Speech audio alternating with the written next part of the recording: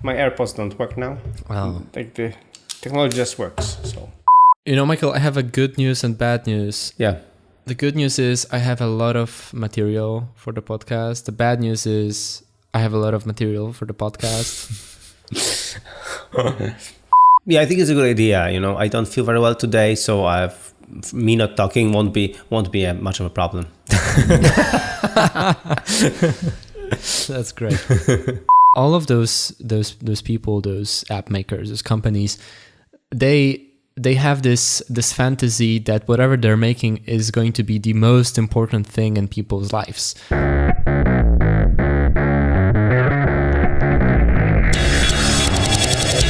Hello, I'm Radek. I'm Michael, And this is the podcast. a sounding board for interesting ideas and insights. We discuss books we read and want to share with you. As well as technology and productivity, which is what we do by day working on our app, Nozbe. Or whatever else comes to Radek's mind.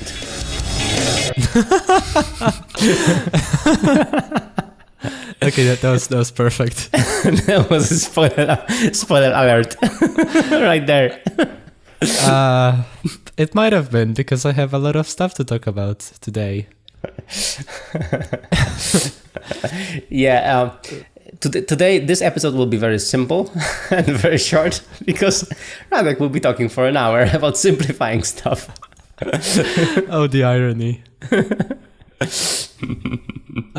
Yeah, the current plan is to just keep talking until we run out of words to say and split it up into 2 episodes because this is going to take a while. Yeah, so let's keep talking until we run out of steam.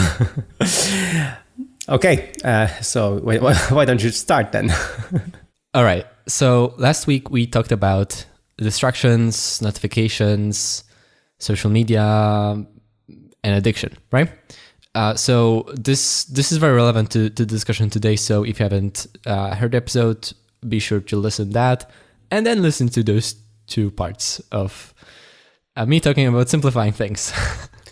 Yeah. So when we talked last week about distractions, we talked a lot about how all of those things kind of grew to overwhelm me, and I decided to simplify that, kind of skip on a lot of distracting things like notifications and go on Twitter detox because I'm addicted to Twitter and kind of see how that goes. But as I was doing that and I started playing with notifications on my devices and kind of starting to change a lot of stuff on my computers to remove some of these distractions, to create a better environment for me to focus and focus on deliberately on things that matter instead of constant distractions like social media, I kind of got into this mood for simplifying things. And so I started removing a lot of stuff, kind of very much in general.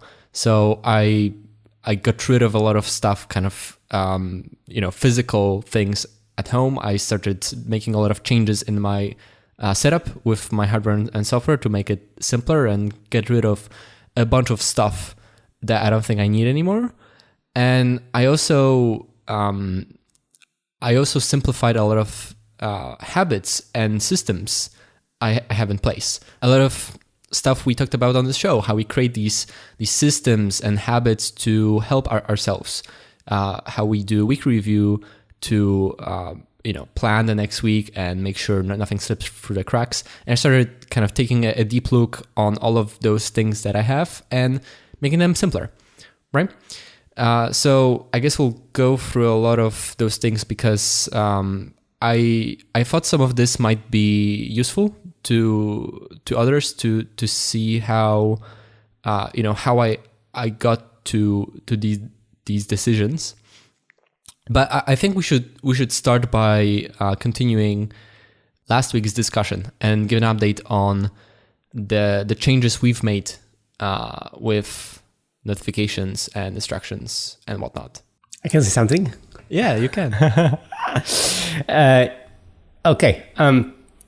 So the thing I did was to remove Twitter from the iPhone, the tweet bot. I put it on again for my last trip now, but I just came back from the trip, so the tweet bot goes away right now. And and even though I had it on my iPhone, I wasn't using it so much. But I remember the first morning after our discussion and recording of the show, when I, again on the show, removed the tweet bot from the iPhone. Next morning I woke up, took my iPhone, and there was no Twitter. And I was like, why am I holding the iPhone then? And and then I was like, yeah, actually, what I can also do on the iPhone, I can journal. Yeah, let's journal then. So I then decided to start journaling. So in the morning, instead of browsing Twitter mindlessly, I started journaling, which was a lot more useful exercise or activity than just mindlessly browsing and getting some dopamine things on Twitter. So, but really, it was amazing. I mean, just this realization of picking up the iPhone and just like, there's no Twitter here, was very good. And also, what I did is I went through all the notifications that I have from my watch. So I realized that I kept receiving some stupid notifications on the watch, so I removed those, and now I really only receive the notifications I need on the watch. So that, but I didn't. I fine-tuned my notifications on the iPhone and on the iPad. But what I still didn't do, that's why I'm very curious about today's discussion, is what I didn't do. I postponed the trimming of applications on my iPhone, because on my iPad I have just few applications, because as I mentioned in the article that we'll post in the show notes, it was for me like I'm downloading an app on the iPad only if I really need it. So up until the moment I don't need the app, it's not on my iPad. So I have really only a few apps, only the apps that I really use. And I really like my iPad experience right now. I love it. And so just on this trip again, I wanted to watch something on Amazon Prime Video, and I didn't have that app on my iPad, so I had to download the app first, and then I could watch a TV series, and that's it. So it was like that. So now the iPhone, which is just bloated with apps, will have to undergo some surgery. That's why I'm curious about what you did. All right. So as for what you said about Twitter, isn't that amazing? It was a habit, but you created friction. You deleted the app, and suddenly it became difficult for you to browse Twitter mindlessly. Yeah. And so what did you do? You did the next thing that takes least effort. That's now, compared to browsing Twitter, has less friction, and is actually something useful. And not something compulsive and not something distracting, but something deliberate and healthy. Yeah, exactly. So that was like a very nice move, very sweet move. And it was just because I deleted the app. So yeah. Yeah. So for me, with notifications, I just realized that a lot of this stuff I don't have to know. Like, ignorance is bliss, baby. The world won't burn out. Like with technology, we got immediacy, but I don't really need it. Like, few things are actually that important to me that I need to know right now. And so I drastically removed most of the notifications from my devices. And I fine-tuned the notification settings for each device. That is my Mac, my iPad, and my iPhone. So that not only there are fewer of them, but they're on a device or devices that make sense in the context. So, example, Slack. We use Slack at Nozbe to communicate and sometimes to make quick audio-only calls. For video, we use Zoom. And so it's there, it's important, but very rarely things happening on Slack are truly urgent or truly important. A lot of the times the Slack is a distraction. Like things there matter, but I don't need to react right now. Most of the time, if I react after half an hour or an hour or at the end of the day, things will be fine. And if something really important, urgent matters, someone will ping me until I notice it, or someone will text me via iMessage, which I will notice, or even call me if the world is burning down. But guess what? It never actually happens. So what did I do? On the Mac, I stopped using Slack altogether, unless I need it at the moment. And since I'm playing with using iPad for more and more things, and I have it on my desk at all times, I mostly use Slack on the iPad because the app is faster, and I'm kind of trying to focus my Mac more as just the device for programming and my work and do a lot of other things on the iPad. But I don't get notifications from Slack on my iPad because on iPad, notifications are quite distracting. On the Mac, they're kind of smaller and more transient. It's easier to ignore them.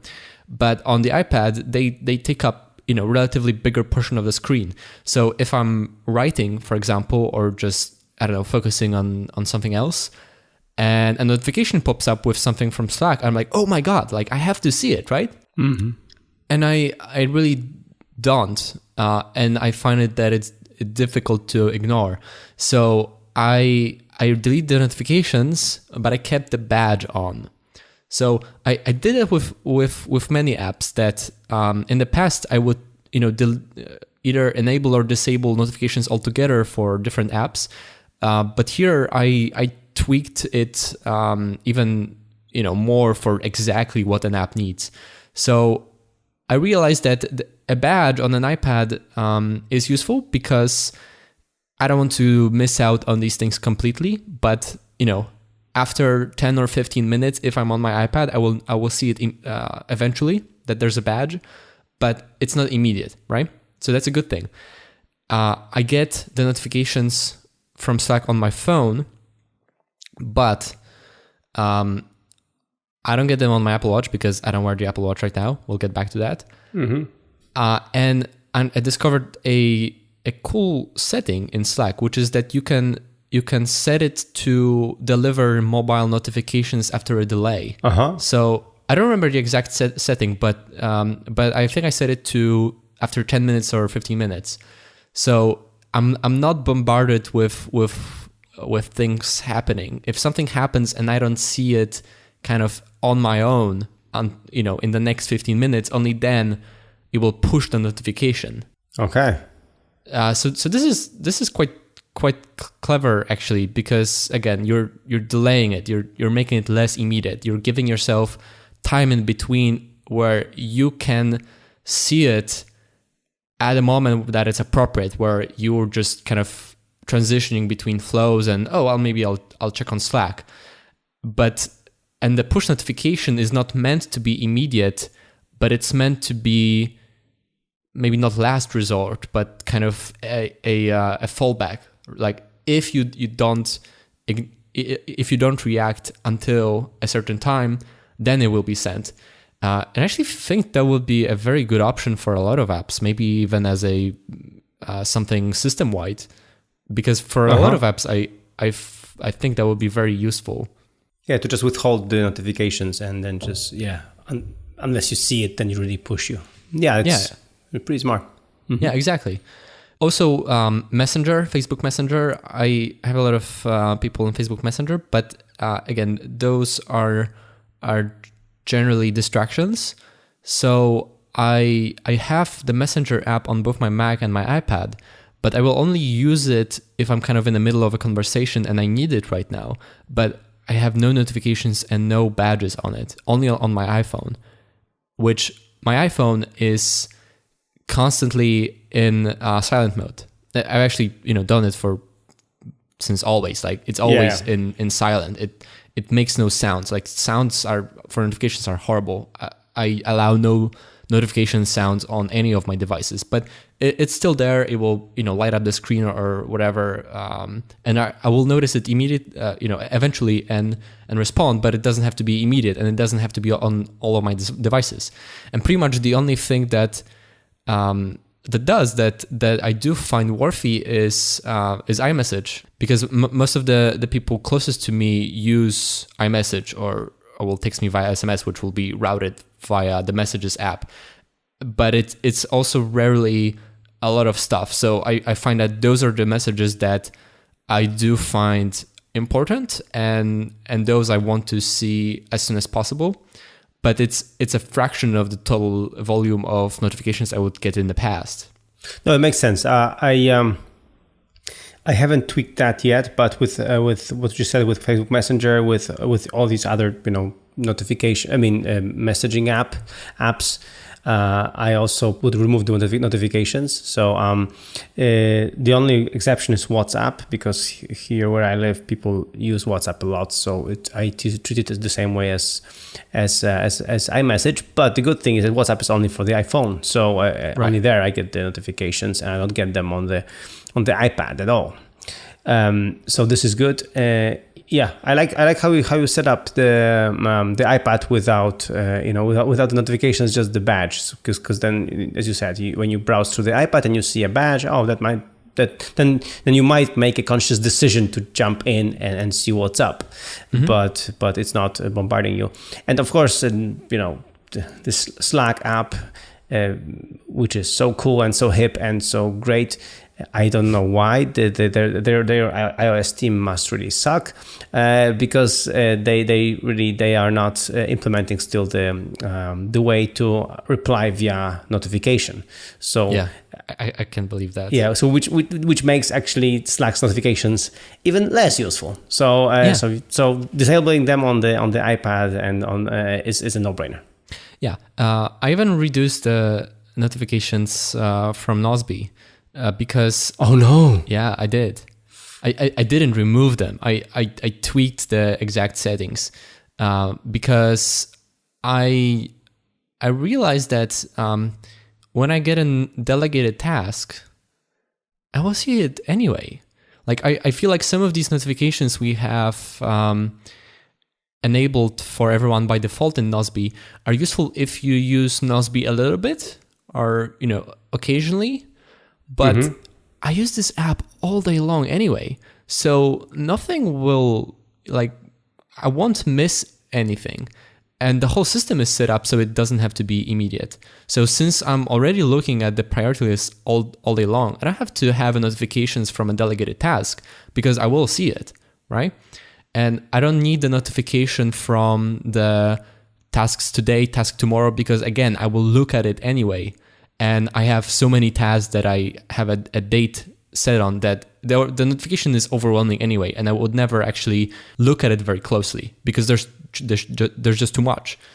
If you get 2 or 3 of these tasks every day, and you have it task for today, and you have 3 or 1, that's useful. When you have 10, not very much.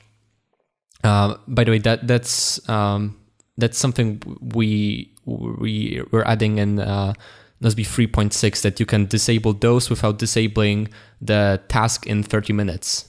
Because those I do want, right? Because that's specifically supposed to be a reminder, right? Yeah. So I'm keeping that, and I'm keeping at mentions, because unfortunately right now we don't highlight them in any way in the new comments section. So I could miss those by accident. So that's not good. But even from Nozbe, I reduce notifications. And from stuff like from any social media or email, like those were never allowed. And I cannot, I can't believe how people can live with these many notifications. They're just too much. So just let me comment before we move on to this. I actually still have the delegated tasks notification for Nozbe, because it kind of forces me to sometimes quickly respond, like 2-minute rule, to my, for example, assistant. So when she delegates a task to me, it might sometimes be just yes, no, or yeah, something like that. So this way I don't stall. I just reply quickly and it's done. And because we have the Apple Watch, and I have the Apple Watch, and I use the Apple Watch, I get this notification also on the Apple Watch, and I can reply on the Apple Watch quickly. That's why my assistant Natalia, she knows that if I replied with an emoji, it means that it was from the Apple Watch. But I do that. Yeah. So I sometimes reply with emojis yes, no, maybe, or whatever, or something like that, or ship it, or something like that. So take it Slack. Exactly, take it Slack. So that for me is still useful, and I wouldn't drop that. But in your case, it might make sense. That makes a lot of sense. Like it's just context dependent, and I do realize that with many of the things we talk about today, I might be pushing kind of a little bit too far into the uncomfortable zone, because like I know I have too much, and then I might pull back a little bit when I see that I'm missing something. But I think it's better to like it's if the natural inclination is to hoard too many things and too many distractions and notifications, it's easier to go too far and then pull back and allow more than, kind of allow yourself to be like, maybe I'll need it, right? No, I totally agree. But also as we mentioned, the things we are discussing right now may vary on what you do, like what your job description is, and how you go about your day. So it always has to be a deliberate choice. But yeah, about the social media notifications, my parents were here for a month, and I happened to help my mom configure her new iPad, and I was also configuring her iPhone because she asked me for something. And I couldn't believe that she had like Facebook notifications on. Like somebody posted something and it was a push notification. I'm like, really? Why would you do that? Nah, for me it was like unbearable. I couldn't fathom why she would have that on. But of course, these apps try to convince you. Like the last episode, we mentioned that in Instagram, whenever I go to my profile on Instagram, there is a big banner saying enable notifications. And I'm like, hell no. And even if I put like the X and just, remove this information, it comes back like a boomerang. So they really want you to enable notifications. The engagement thing, you have to be engaged. Yeah. All of those people, those app makers, those companies, they have this fantasy that whatever they're making is going to be the most important thing in people's lives. And oftentimes people kind of allow it in the sense that they allow all of the distractions and all of the information to come from. Case in point, us and Twitter. Yeah, exactly. I mean, like, it's also like unbelievable how many email notifications for like stupid, just useless stuff I get. But with email, I don't care. I don't mind, because I have close to nothing of importance on email. I don't communicate via email. I don't use email for work.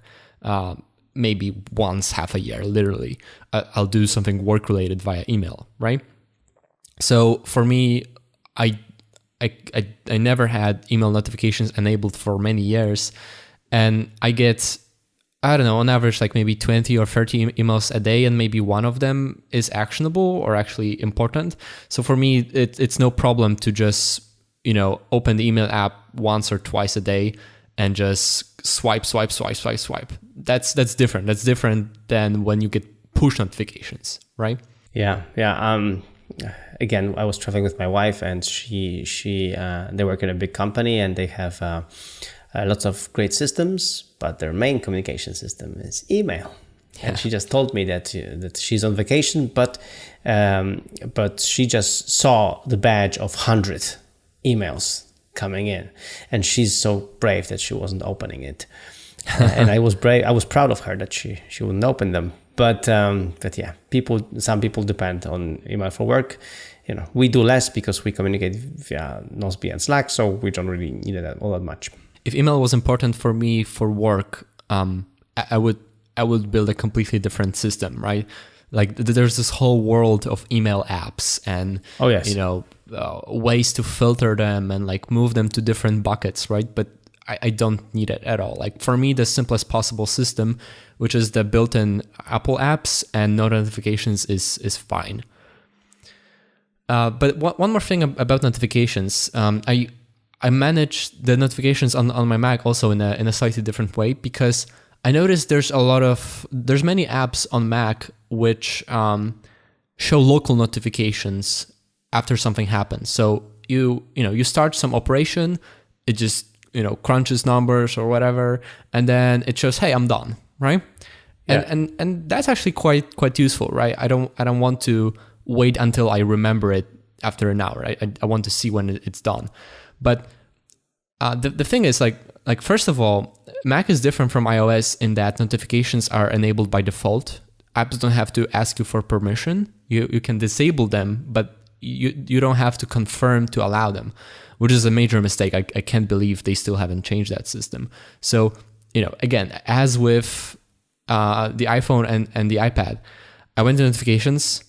I first disabled everything and then only allowed what I saw was useful or necessary and not too distracting. But even then, I looked at, I didn't enable all of it. I would enable like the parts that matter.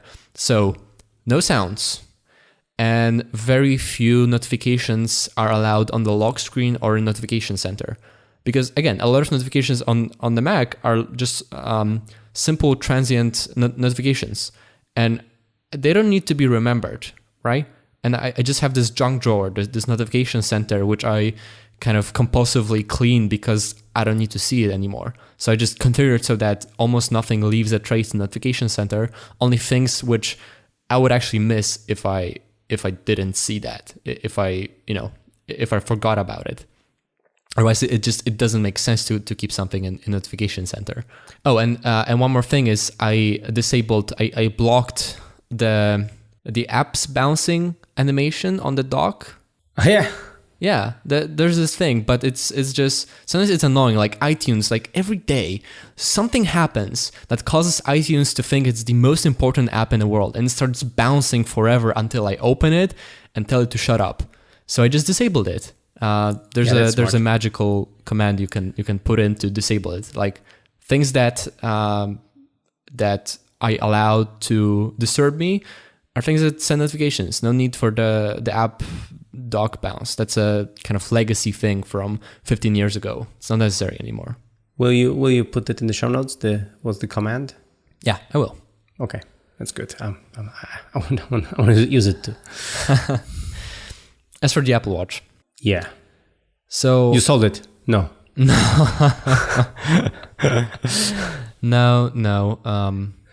I don't know. We'll see. But not anytime soon. For now, I'm kind of staying off. But maybe I'll pull back. But again, with the Apple Watch, I saw that it created more distractions than it was useful, and I don't have these things that require immediate attention, and I don't need to like know the time immediately instead of after 1 second when I pull out the phone from my pocket, right? And after I've configured my notifications to be very lightweight, I don't need to look at my phone very often anyway. So the Apple Watch was more distracting in that it has this, like, even if it's put to do not disturb mode, it has this red badge which just asks for attention to look at everything you've missed. And one thing that I thought was useful at first, but just stopped being useful, are all of the activity, the workout notifications, right? Like at first they were motivating, like, hey, here's your status for the day, and you've achieved your move goal, and this and that. But it just sends so many notifications, and especially if you allow your notifications from friends, it's just overwhelming. And I noticed I just started like ignoring those notifications. I would look at them and stop looking. Like it didn't change anything for them to be there. I would just ignore them outright. So what's the point? So I removed these notifications. I mean, I think the activity circles, activity tracker is the best thing ever. So I don't know how you can live without it. So I love the activity rings. I'm addicted to them. They are the most important thing ever. I'm not a closer as much as I was in the beginning of the year. So if one day I'm not closing the rings, I will be fine. Although I might suffer for a few minutes. But I will just think that I'm gonna just try it harder next day. But what I did remove is really all the notifications related to them, all of them, except for when I have to stand up. And I think this one even doesn't work very reliably anyway. So I don't see that all that much. But yeah, I don't know when somebody completed a workout. I don't know if somebody achieved the goal. I don't know if I achieved the goal unless I look at the rings. I don't know if I got a badge unless I go to activity app and see if I got any badge. So I don't care about these things. I don't care about my badges and about all these things. So I removed all of these notifications, and I did it like I think 2 months ago, because as you said, they were very annoying. They were I really don't care that somebody just finished some running or whatever. Like it is supposed to motivate me, but at some point when you're already you have your own plan, you have your own stuff going on, you don't need the motivation. You need it in the very beginning from the get-go. Yeah. But I think, when you've graduated to like some reasonable, level, you don't really need the motivation anymore. But yeah, every now and then I would just open the activity ring and, for example, look up how my friends are doing. Yes, I would do that. Yeah. But again, this is my choice to just see how they are doing. I have a moment to spare, and I can check what's up. But normally I don't do it anymore, and it's fine, and I can live. So so I remove them. But as I mentioned in the last episode, I still find the Apple Watch quite useful for me, especially as I mentioned in the afternoons. I leave the iPhone somewhere else, and I just have my watch on me. So this way I can still get notifications like the iMessage in case something important is happening, or if somebody wants to call me, I see who's calling me, and I can decline or reply on the watch immediately. So this is pretty useful. And just today we traveled again with my wife. We came back from a trip, and when I called her in the middle of the airport, I didn't know where she was. She got my call because she has an Apple Watch, so she could just reply on the wrist, and we just look weird, like Inspector Gadget, talking to the wrists of one another. But it's fine, we cope. So I find still Apple Watch useful, and I don't want to give it up.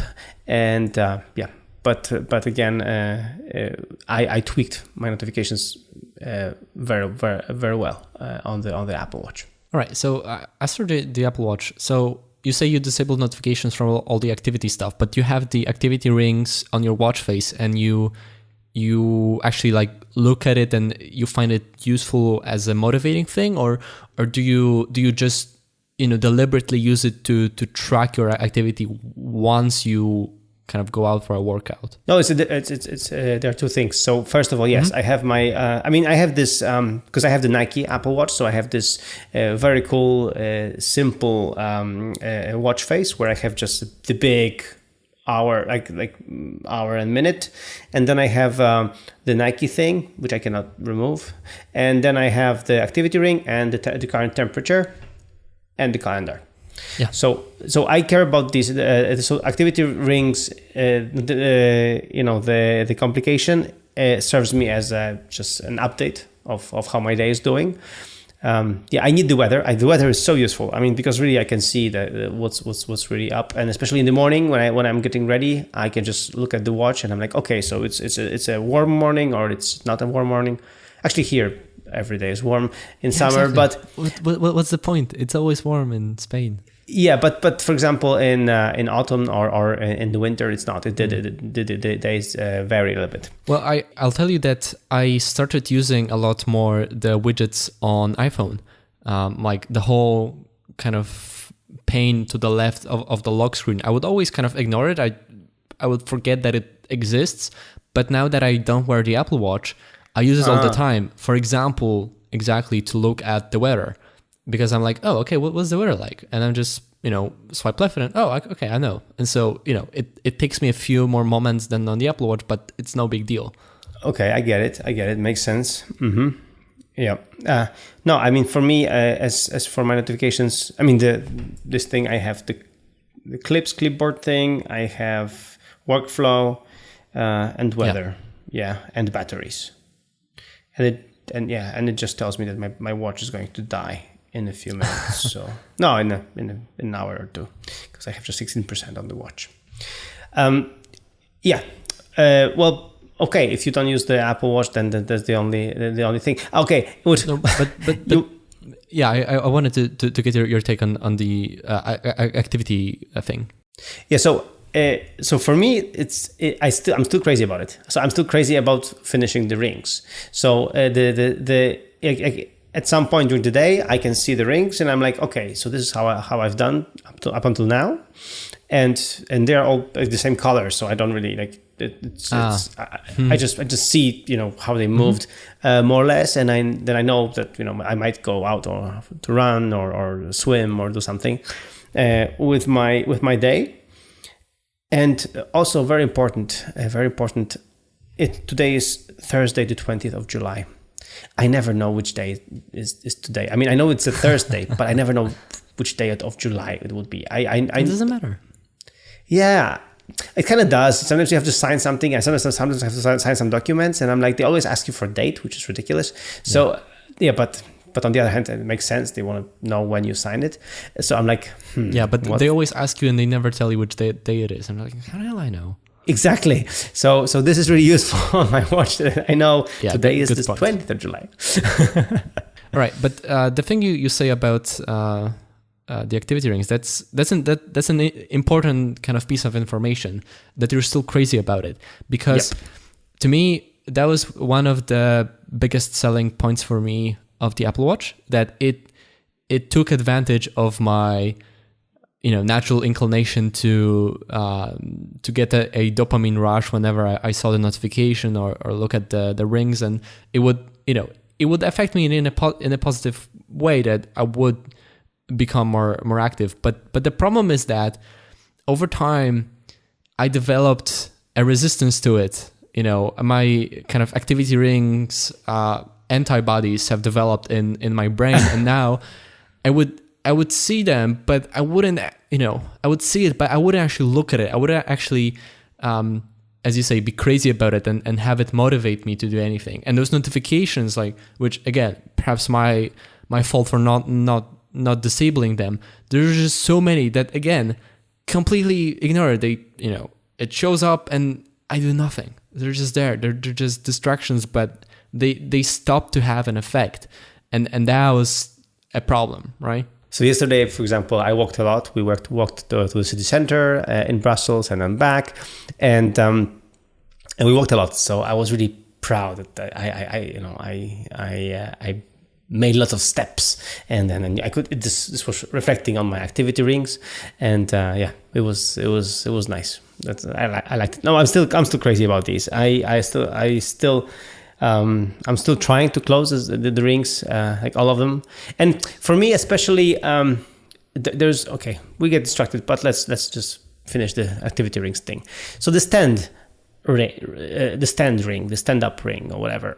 This one is pretty tricky, because even if I'm working at a stand-up desk, it doesn't count as standing, because it's an abbreviation. It's called stand-up ring, but actually it's about standing up and walking a little bit, like moving around. Mm-hmm. And what I realized that because we work from home, and because sometimes we are in a deep work mode, we really can just be in one place for too long of a time, and that's why I have my basketball thing, this small basketball thing here in my home office.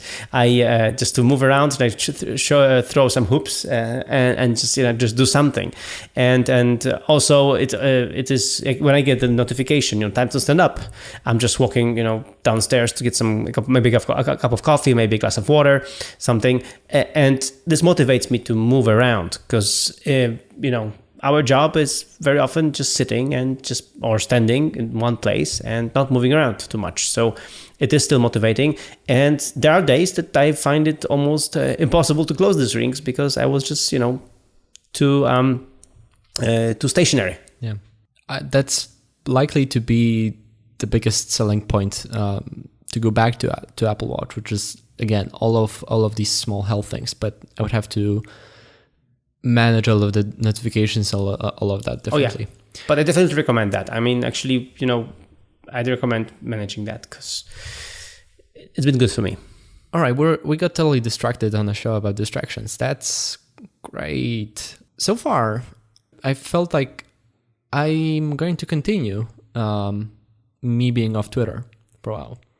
So that was supposed to be a week-long experiment, but it just, the longer I go off without Twitter, the less I feel like I need it that much.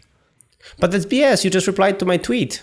No, I'm not saying I don't look at it ever, but I look at it like, every 3 days or something. And I went to Twitter because I had something very specific to tweet, the post about Nosby hiring new programmers. That was the reason why I went to Twitter. And I noticed your tweet. I replied and I logged out, and I set up a 2-factor authentication on Twitter, not because I need extra security, but because just to create extra friction for me to look at Twitter, because it's more.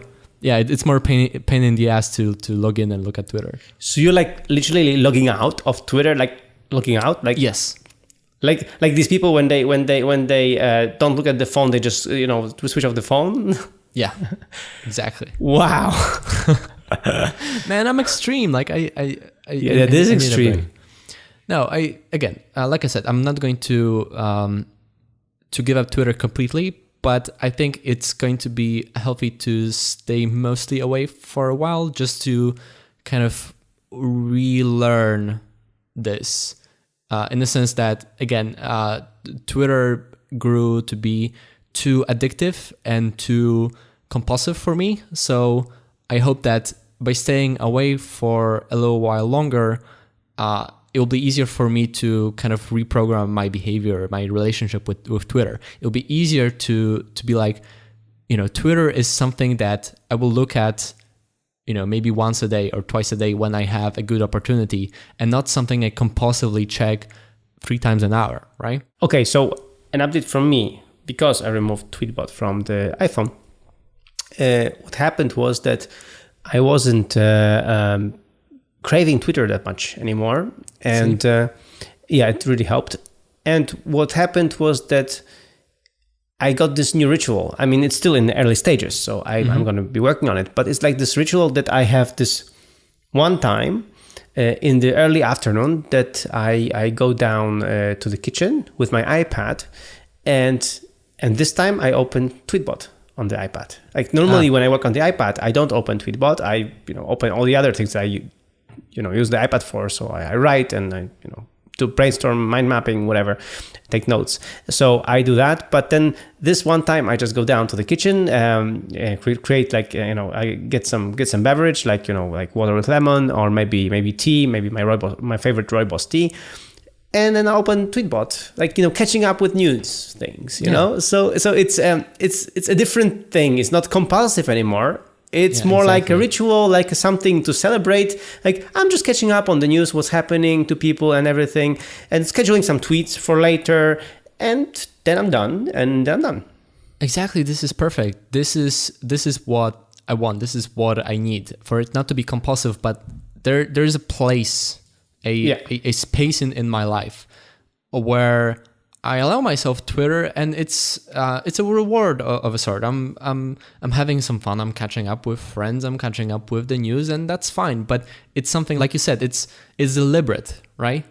You're not doing out of kind of because it's compulsive. It is a ritual, so it is kind of a habit. But it's deliberate. That at this one place and point in the day, I'll do Twitter, and that's just a much healthier relationship. Yeah, so I might want to update this thing. So to make sure that I actually stick to this, I will log out of Twitter.com on my Mac because sometimes I tend to go there. So if I log out from there, this might be really, really useful. And then two-factor authentication and logging in, logging out. I think this is too extreme for me. I'll see how I go. If I get tempted using Tweetbot, when I work on the iPad, then I will just do that. Then I will make sure that my ritual starts with me logging into Tweetbot to Twitter, and then ends with me logging out. So I'll see. I'll see if I can just not go to this extreme as you did, but there is some idea there. So I admit that you have some good ideas there. But think about it. It's not really that extreme. It's not like it's it takes 5 minutes to log into Twitter. It still takes like literally 30 seconds, but it's just more steps. It's just a psychological barrier, and that's why it's good. I'm not actually making anything much harder. I'm just making it hard, like creating just enough friction that I really don't feel like doing that unless I need to. Yeah, makes sense. Yeah, but it's and also what I mentioned here is when we design a ritual or design a routine or a habit, then it's also like something special, something to look for. At the end of the day, just as part of your maybe shutdown routine. At the end of the shutdown routine, log on to Twitter to see what's up. After you've done a good day's work. So think about that. Yeah, I see that social media and things like that, it works best in small doses when it's deliberate, not something where the compulsion forces you to conform to the needs of the compulsion. You just find an occasional good moment to relax and do that. So Twitter is one thing, and I'm purposefully for a while trying to almost completely stay off Twitter. Not completely, almost completely. Also with Reddit, for me, there's one subreddit in particular that I'm just really interested in, but for whatever reason, it's just because it's in Safari as a favorite thing, so it's always there when I open Safari. Again, it became compulsive. Like, let me check on the SpaceX subreddit. But like, guess what?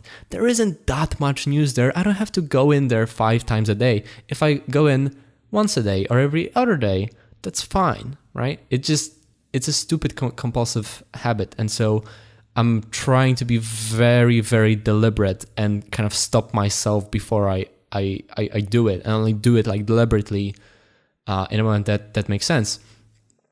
And also with Instagram became another thing that I still have on my phone because it's only on the phone, so it has to be on my iPhone, unlike Twitter, which isn't.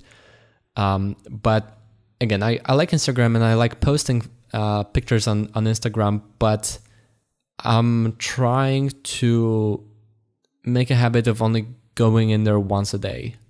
If I've been to Instagram that day, I don't need to go in the second time, because again, I don't have that many things on my feed and I don't have that many pictures to post.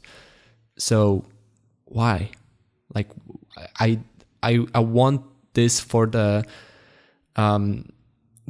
small usefulness, the fact that it's kind of fun, that I want to catch up, but not for the dopamine rush. The stories thing is annoying. So I enjoy watching these stories, like the Instagram stories, but they're post them too. I post them too once in a while.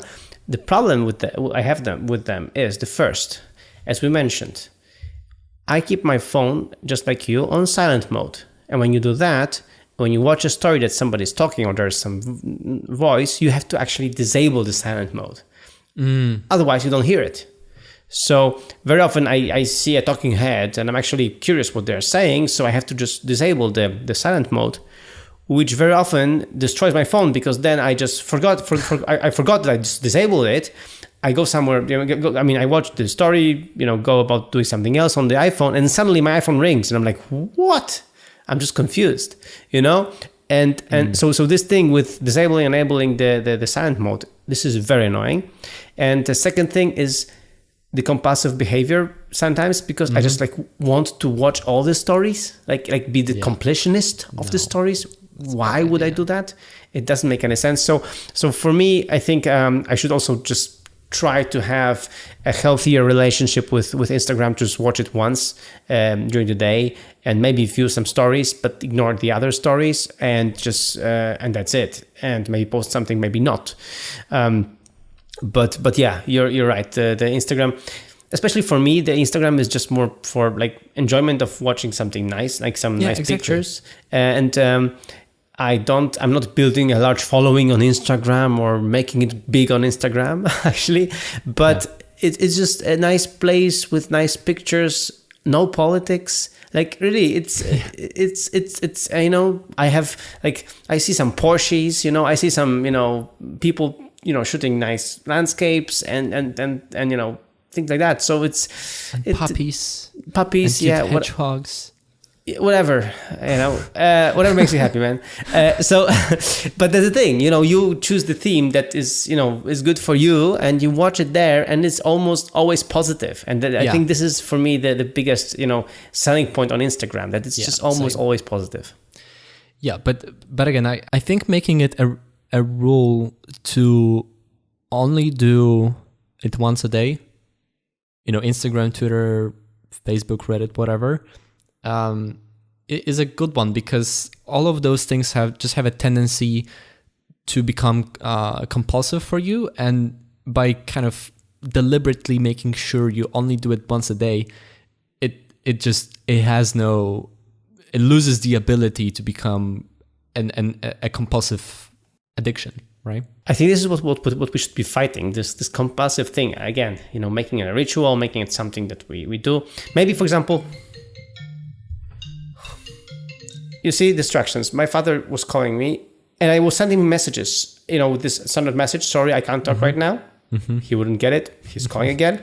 And so I'm like, okay, what happened? Who died? And he's like, no, I just need a piece of advice. I'm like, seriously? Seriously? Yeah, so that's the thing with distractions, I think this is a good, thing to mention here, is that most of the time nothing is burning, nobody died. Most of these notifications and things happening are things happening that you can attend to later when you choose to. And that's the thing. So coming back to Instagram, I might combine my Twitter moment with my Instagram moment, for example. I might do. The combined Twitter and Instagram moment. Exactly. So have prolonged tea, and have the Twitter thing, have the Instagram thing, and once I'm done with the tea, both are over, both are done. Life is good. Done for today. Yeah.